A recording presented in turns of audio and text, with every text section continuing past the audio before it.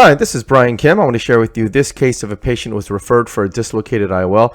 This is a plate style haptic silicone IOL. As you can see, it's a little bit of a challenge to bisect this lens. It's a little bit slippery because of the silicone, but I'm eventually able to cut it out. And then I'm going to perform my modified Yamane technique, externalizing the leading haptic through a contralateral limbal incision using a 25 gauge needle passive docking technique with the Sensar AR40 IOL. And you're going to see how easy and gentle my technique is as opposed to the original technique, again, for these more delicate PMMA haptic IOLs.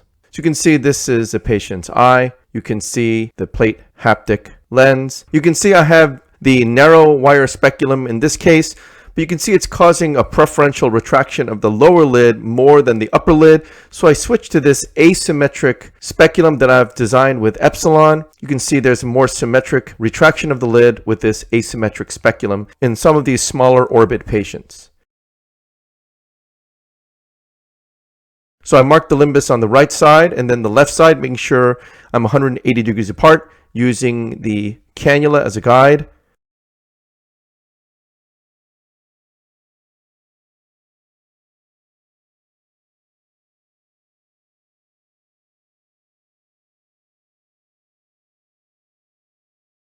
And this is a fixed caliper by Epsilon. I don't have any financial interest again.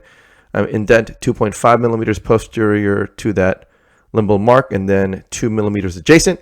And using that 27 gauge cannula that's been inked at the tip, and you get this really nice discrete marks. Using the Wexel sponge to really dry the surface well. You really need that Wexel sponge to achieve that.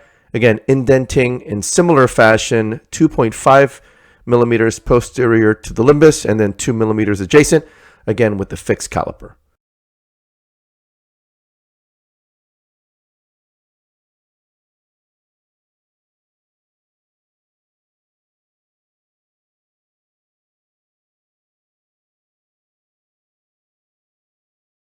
Again, marking the indentation with the 27 gauge cannula.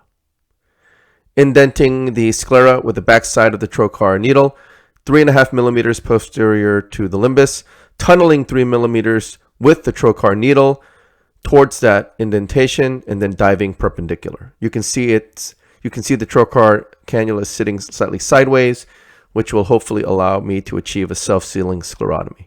Making my incisions first on the right side and then the left side, and then this is a contralateral limbal incision for my passive externalization of the leading haptic. That's the incision for my AC maintainer. This is some dispersive viscoelastic to coat the corneal endothelium.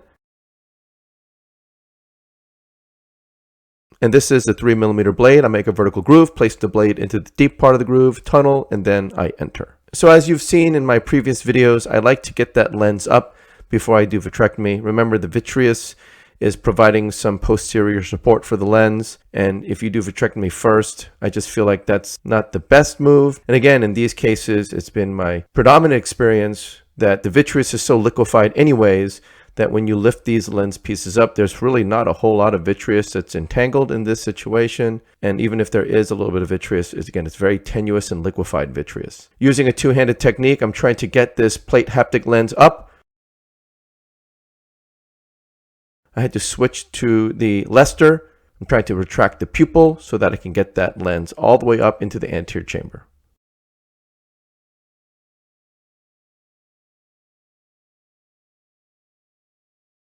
Now that I have it up, it's kind of a little bit of a challenge. Should I cut it the long way or the short way? I guess I could have cut it the short way, but I chose to try to cut it the long way. And because of that, it's just a little bit of a longer excursion to try to cut all the way across. And again, it's very, very slippery. The plate haptics on the edges are very, very floppy and thin, and the optic is much thicker. But again, when you try to grab it, it just kind of slips out of your grip. I do have only one serrated IOL holder, and the rest of the forceps are smooth forceps, so it's a little bit of a challenge in this situation. In retrospect, I should have cut the lens a little bit more. I didn't cut it all the way, and so you're going to see I'm going to struggle a little bit getting this lens out.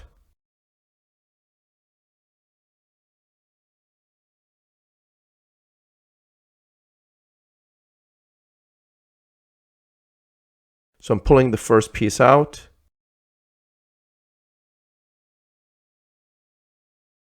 Then I'm going to try to turn it, gently turning. And as I turn it, it just breaks off. And so I'm going to start over. Again, this is the larger piece here. And rather than trying to pull it out, I'm going to try to cut that second piece out. And I'm cutting into the thickest part of the optic.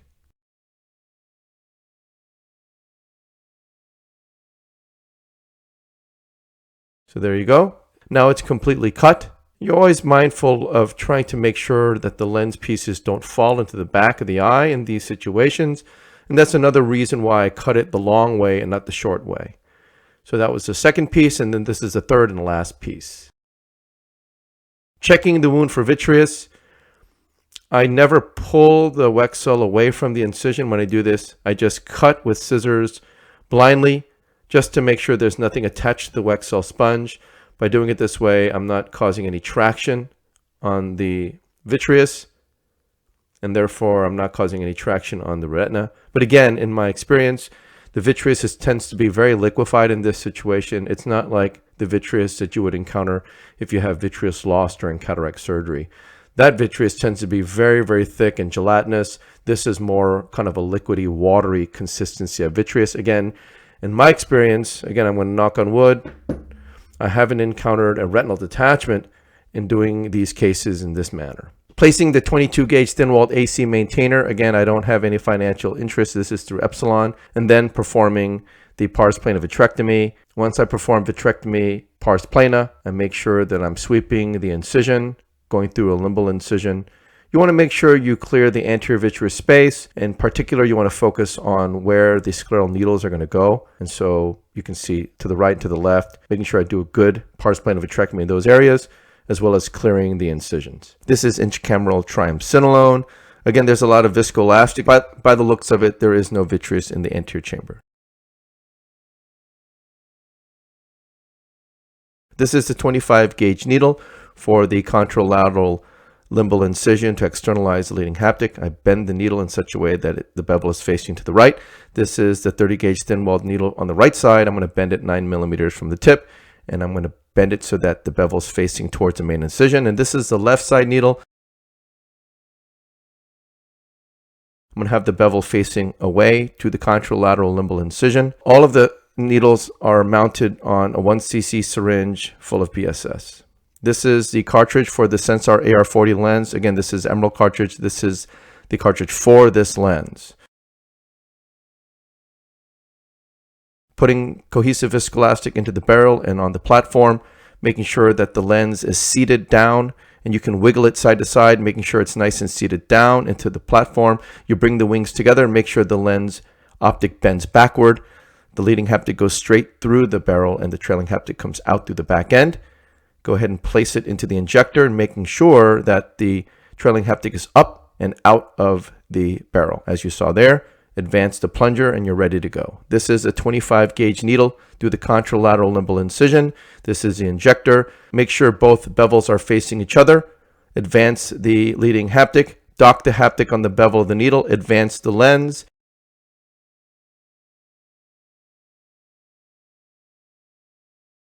As the lens is advanced, you can see it just slip, but that's fine. So you can just go ahead and dock it one more time. You just dock the tip of the haptic on the bevel of the needle, and as the haptic is advanced, it goes into the needle, and then you can go ahead and advance the lens. As the lens is advanced, the optic, you want to make sure it comes out nice and flat, and the trailing haptic is swept to the right.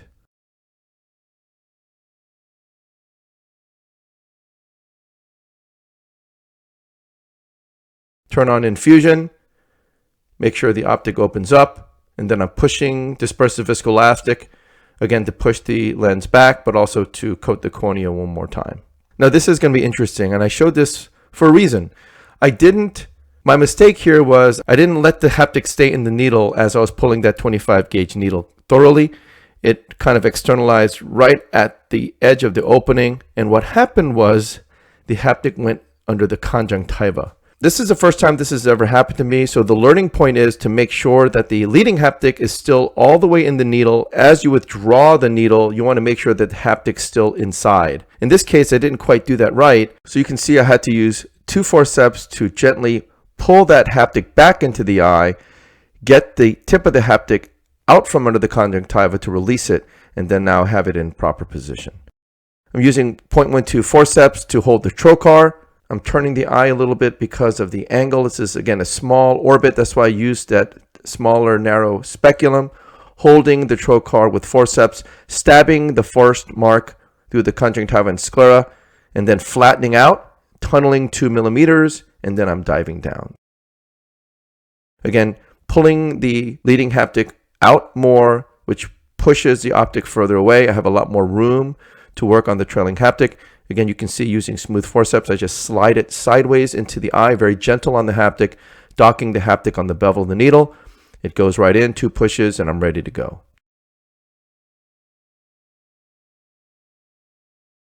Disengaging the needle from the syringe.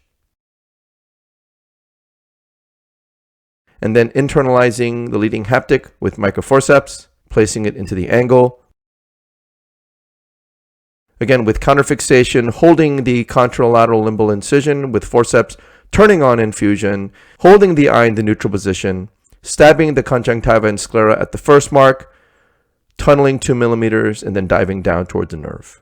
And all of those maneuvers are done while the eye is fully inflated. So turning on infusion is very important, and that's why that 22 gauge thin-walled AC maintainer is really so helpful. Grasping the leading haptic with microforceps, you can see that the pupils come down, but because of my technique, it really is not going to be a big problem here.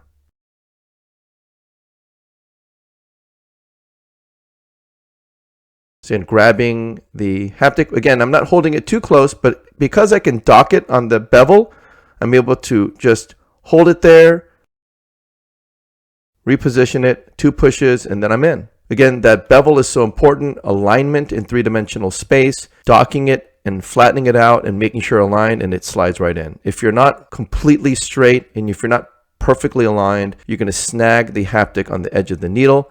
You're going to crimp it, you're going to damage it. This is really the most subtle and most important part of executing that part of the surgery. Pulling the needle out on the left side, holding the haptic with microforceps, limiting how much haptic comes out, drying the surface, and then cauterizing the tip. Doing the same thing on the right side, pulling the needle away from me, limiting how much haptic comes out. Again, by limiting how much haptic comes out, you're limiting how much traction you're applying on the optic-haptic junction on the other side.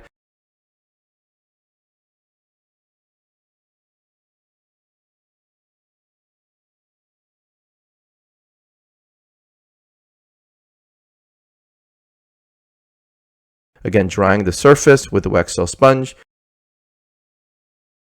and then cauterizing the tip. You can see how flat the haptics are. The haptics are sitting flat on the scleral surface.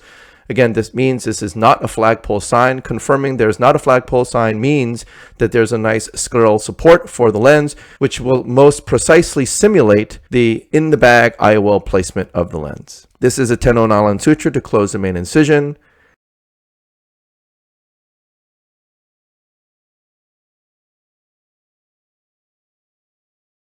And this is a surgical PI. Again, this is a fixed low cut rate as well as a low aspiration rate with linear control. You want to make the PI just so that you can visualize it like you would do a laser PI. You want to put it all the way into the angle, otherwise you might eat the ciliary body and cause hemorrhage. Going through the pars plana space, doing some more vitrectomy, injecting some intracameral triamcinolone. Again, throughout this part of the case, no vitreous. Very limited vitreous. You don't tend to see these giant globules of vitreous in these cases. Again, I do feel these patients have late dislocation, and the change in the quality of the vitreous is really a big component as to why there's late dislocation. Liquefaction of the vitreous, changing in the vitreous consistency, which causes the lens to fall, and therefore, when you take out the lens before you do a full vitrectomy, it's really not a major risk to the retina. Again, doing anterior vitrectomy, sweeping the incision. Again, I'm sweeping, but remember, there's really no vitreous there. It's just more for my own edification and confirmation, making sure there's nothing there. And part of this is really just to remove the viscoelastic from the anterior chamber, making sure that the Haptics are pushed flush to the sclera, reapproximating the conjunctiva as well. I'm going to take out the trocar. You can't see the trocar. Very important not to forget that it's there.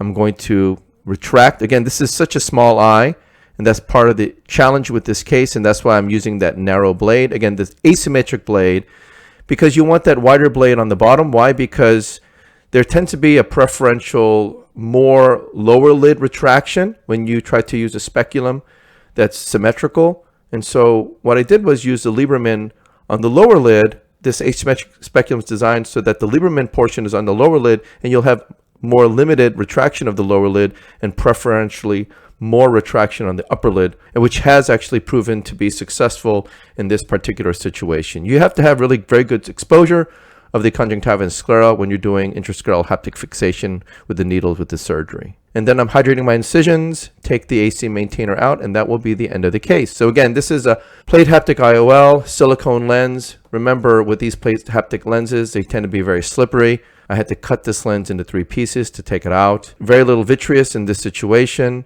Did a pars plana vitrectomy. I was able to, again, perform my modified Yamane technique using a 25 gauge needle passive docking technique, externalizing the leading haptic through a contralateral limbal incision. As a result, I'm able to pull the leading haptic outside of the eye more. I have such an easier time cannulating the trailing haptic through the right side needle as opposed to the original technique. Minimal traction, bending, and flexing of the haptic.